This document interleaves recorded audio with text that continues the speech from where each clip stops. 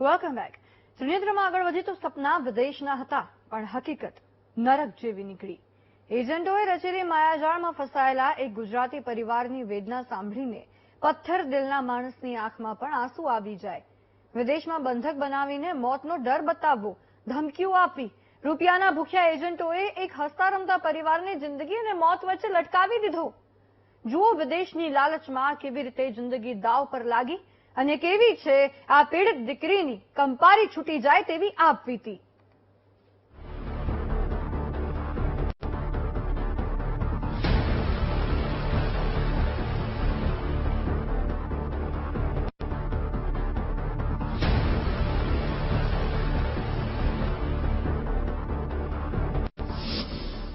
London જવાના સપના સાથે નીકળેલો પરિવાર દિલ્હી શ્રીલંકા થઈને પરિવારને આફ્રિકામાં કેદ કરી દેવાયો. બંધક બનાવી પરિવારના સભ્યોને ઢોર માર મારવામાં આવ્યો. વિદેશ જવાની ઘેલછા ક્યારેક મોતનો માંડવો પણ રોપી શકે છે.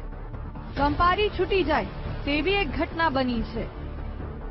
અમદાવાદના ગોમતીપુરનો એક હસતો રમતો પરિવાર એજન્ટોની લાલચમાં એવો ફસાયો કે હવે તેમની જિંદગી ખંડણી અને મોતના ઓછાયા હેઠળ લટકી રહી છે. દિલ્હીથી લંડન જવાનું કહીને એજન્ટોએ શ્રીલંકા અને દુબઈના રસ્તે આખા પરિવારને આફ્રિકાના જંગલોમાં બંધક બનાવી દીધા. દીકરીની નજર સામે માતા પર દુષ્કર્મની ધમકી અને ભાઈના લમડે રિવોલ્વર. આ કોઈ ફિલ્મની સ્ક્રિપ્ટ નથી, પણ એક ગુજરાતી પરિવારની રૂવાડા ઉભા કરી દે તેવી કરુણ વેદના છે. 20 એપ્રિલ અહીંયાથી દિલ્હી ગયો હતો. મારા રિલેટિવના ત્યાં જ રહેલા 10 દિવસ જેવા રોકાયા હતા અને એક દિવસ હોટલ પછી એ લોકો શ્રીલંકા ગયા. શ્રીલંકાથી દુબઈ ગયા. દુબઈ સુધી મારી વાત ચાલી. ગયા રવિવારે બપોરે 1:48 લાસ્ટ છેલ્લી વાર વાત થઈ.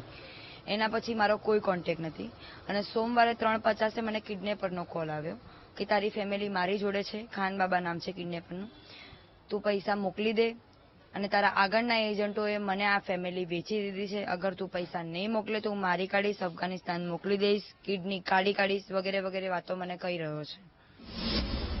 સોશિયલ મીડિયાથી ખેલની શરૂઆત થઈ. એજન્ટ પ્રિતેશ જોશી અને દર્શન મિસ્ત્રીનો સંપર્ક કર્યો. લંડન જવા માટે સોશિયલ મીડિયા મારફતે ઓનલાઈન એજન્ટનો સંપર્ક કર્યો હતો. ચાંદખેડા મોટેરા સ્ટેડિયમ રહેતા એજન્ટ પ્રિતેશ જોશીની ઓફિસે ગયા હતા અને ત્યાં બધી વાતચીત કરવામાં આવી હતી. પ્રિતેશ જોશીએ વલસાડના દર્શન મિસ્ત્રી સાથે સંપર્ક કરાવ્યો હતો. છેલ્લા 2 મહિનાથી વિદેશ જવાની વાત ચાલી રહી હતી. બાદમાં એજન્ટ દ્વારા વ્યક્તિ દીઠ રૂપિયા 30 લાખ આપવાનું નક્કી કરવામાં આવ્યું. નાના ભાઈના માથા ઉપર રિવોલ્વર મૂકેલી હતી. માતા 2 હાથ જોડતી હતી. પિતાને મ્યુટ કરી દેવાયો હતો. માતા પર દુષ્કર્મ કરવાની વાત કરી હતી. બાદમાં તેઓ ગોમતીપુર પોલીસ સ્ટેશન ખાતે પહોંચ્યા હતા, જ્યાં પીઆઈ રાણા દ્વારા માત્ર અરજી લેવામાં આવી હતી અને બહુ ગંભીરતાથી આ વાત લેવામાં આવી નહોતી. ત્યારબાદ બાપુનગરના ભાજપના ધારાસભ્ય દિનેશ કુશવાહ પાસે ગયા હતા. ધારાસભ્ય દ્વારા આ બાબતે જાણ કરવામાં આવી. ત્યારબાદ કાર્યવાહી કરવામાં આવી હતી અને હાલમાં પોલીસ દ્વારા તપાસ કરવામાં આવી રહી છે. હું મારા કાર્યાલય જ્યારે બેઠો હતો ત્યારે મારા ડ્રાઈવરને એને મળીને અને એની વાત કરી, કારણ કે મારો ડ્રાઈવર એ ગોમતીપુરમાં એનું નિવાસસ્થાન છે. એ મારી જોડે આવ્યા અને મને એમણે જે વાત મૂકી અને એમણે કીધું કે ભાઈ હું પોલીસ જોડે જઉં છું પણ પોલીસ મારું સાંભળતી નથી. એ વાત મેં એની જ્યારે સાંભળી અને એની આખી વાત જે વેદના હતી એ ખરેખર એ સાચું બોલી રહી હતી અને એને પરિવારને પ્રોબ્લેમ છે. પોતે બી એક વખત ત્યાં વિદેશ જઈ આવી છે એવી એણે મને વાત મૂકી હતી. એની વાતમાં તથ્યતા જણાવતા મેં અમારા જે પીઆઈ છે ડીબી રાણાને ફોન કરીને વાત કરી કે ભાઈ આવી રીતના આ પરિવાર આવી રીતના પ્રોબ્લેમમાં છે, આપ એને સાંભળો અને એની વાત સાંભળીને યોગ્ય પગલાં લો.